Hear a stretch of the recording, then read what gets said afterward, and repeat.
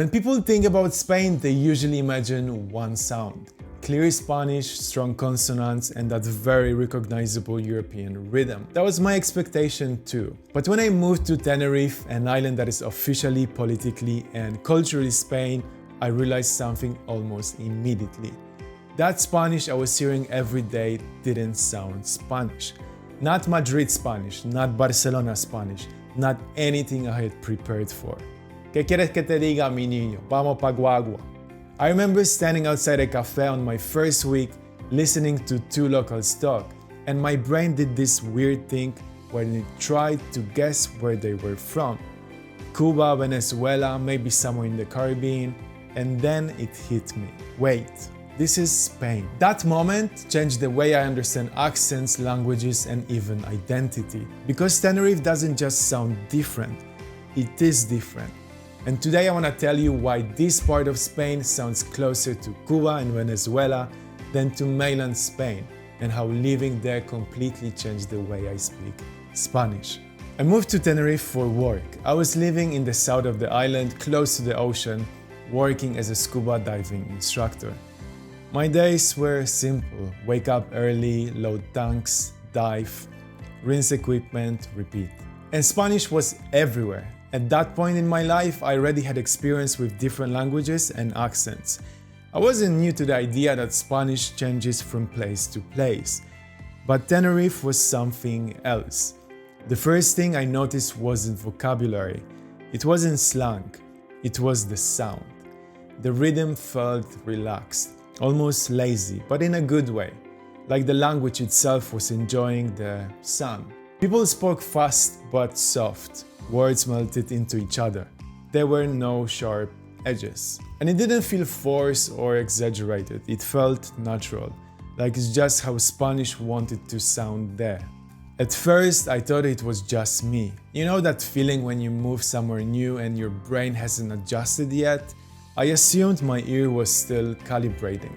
So I started paying attention. Taxi drivers, dive colleagues, friends of friends, older locals, younger locals.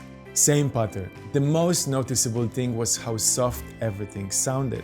Final S sounds often disappeared or turned into a light breath. Final S sounds often disappeared or turned into a light breath. Estamos became something closer to estamos. Los amigos sounded like lo amigo. And the intonation was different too. Sentences went up and down in a way that reminded me much more of Caribbean Spanish than European Spanish.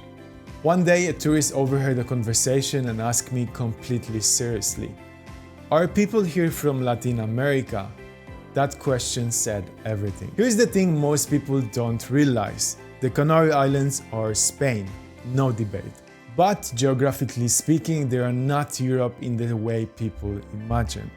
They sit in the Atlantic Ocean off the coast of Africa, closer to Morocco than to Madrid. Historically, that matters a lot. For centuries, the Canary Islands were a key stop between Europe and the Americas. Ships passed through constantly, sailors, traders, migrants. And many Canarians didn't just pass through, they emigrated. Large numbers of Canarians left the islands for Cuba, Venezuela, Puerto Rico, and other parts of Latin America, especially during hard economic times. Some stayed abroad for generations, some returned years later. But accents don't disappear when people move, they travel. This is where linguistics becomes storytelling. Canarian Spanish shares many features with Caribbean Spanish because of this migration loop. People left the Canary Islands for Caribbean, they adapted the Spanish there. Then many returned, bringing those features back. That's why Canarian Spanish has ceseo, no distinction between S, S, and zeta. Aspirated or dropped final S, a smoother consonant system, a relaxed flowing rhythm. So instead of estás cansado, you might hear something closer to está cansado. Instead of para atrás, it becomes pa atrás. Not incorrect, just local, and once you hear it, you can't unhear it. After a few months on the island, something interesting happened. My Spanish started changing, not consciously, not intentionally, it just adapted. I stopped overpronouncing, I softened my rhythm. I let sentences flow instead of forcing structure. And here's where it got funny. When I traveled to mainland Spain, people would ask me, "Where did you learn Spanish?" When I said Tenerife, they would nod slowly. Yeah, that makes sense. But when I spoke to Latin Americans out here, you don't sound European. And I was stuck in this linguist no man's land. And honestly, I loved it, because it felt real. There were so many moments where accent alone caused confusion. People guessing I had lived in Cuba, others swearing I had Venezuelan friends. One time, someone asked me how long I lived in Latin America. When I said I hadn't, they looked genuinely confused. And locals found it hilarious. They would say things like, "You speak Spanish like someone from here, but also not." Which is probably the most honest description. Living in Tenerife taught me something that no textbook ever did. Languages don't belong to countries, they belong to people. And people move. Accents are living history.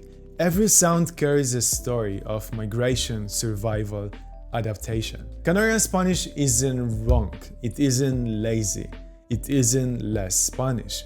It's just Spanish with a different memory. This matters so much because so many language learners chase a perfect accent. But perfect according to who? Madrid, Mexico City, Bogota. Tenerife taught me that authentic beats perfect. If you live somewhere, your accent will change. And that's not a failure, that's success. Now I want to hear from you when you hear Canarian Spanish. Does it sound closer to Cuba, Venezuela, or still clearly Spain? Now I want to hear it from you. When you hear Canarian Spanish, does it sound closer to Cuba, Venezuela, or still clearly Spain? Don't be polite, debate it in the comments. If you enjoy this kind of deep cultural storytelling about language, accents, and identity, subscribe. Because this channel isn't about rules, it's about how languages actually live. And sometimes Spain sounds a lot more Caribbean than you expect.